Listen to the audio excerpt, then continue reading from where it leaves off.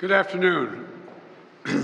It's a very good afternoon because at long last I can announce a ceasefire and a hostage deal has been reached between Israel and Hamás.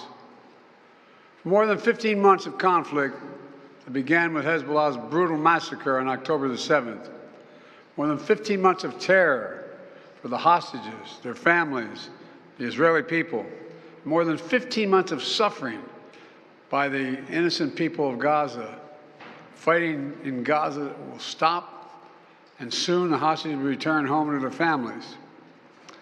The elements of this deal were what I laid out in detail this past May, which was embraced by countries around the world and endorsed overwhelmingly by the UN Security Council. The deal is structured in 3 phases. Phase 1 will last 6 weeks. It includes a full and complete ceasefire, withdrawal of Israeli forces from all the populated areas of Gaza, and the release of a number of hostages held by Hamas, including women and elderly and the wounded. And I'm proud to say Americans will be part of that hostage release in Phase 1 as well. And the Vice President and I cannot wait to welcome them home. In exchange, Israel released hundreds of Palestinian prisoners. And during Phase 1, the Palestinians can also return to their neighborhoods in all the areas of Gaza. And the surge of humanitarian assistance into Gaza will begin. And the innocent people can have a greater access to these vital supplies. You know, during the next 6 weeks, Israel will negotiate the necessary arrangements to get Phase 2, which is a permanent end of the war. Let me say it again, a permanent end of the war.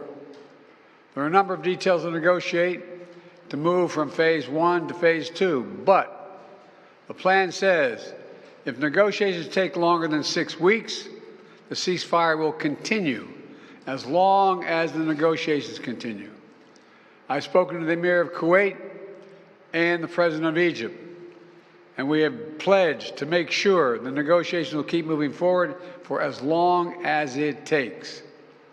Then, when Phase 2 begins, there will be an exchange for release of the remaining living hostages, including male soldiers, and all remaining Israeli forces will be withdrawn from Gaza, and the temporary ceasefire will become permanent.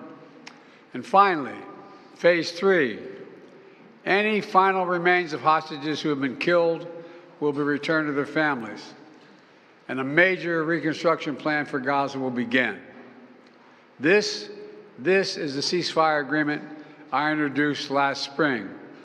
Today, Hamas and Israel have agreed to that ceasefire agreement.